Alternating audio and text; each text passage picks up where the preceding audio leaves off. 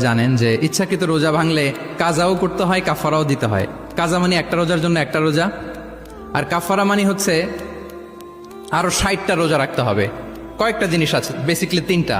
তো রাসূল ইসলাম তাকে বললো যে তোমার তো পেনাল্টি হয়েছে, তুমি তো বড় ভুল করে ফেলছো, তো তোমার কাছে কি এরকম কোনো দাস আছে যেটাকে তুমি আজাদ করে দিতে পারবা, মুক্ত করে দিতে পারবা, তাহলে পেনাল্টি আদায় হয়ে গেল।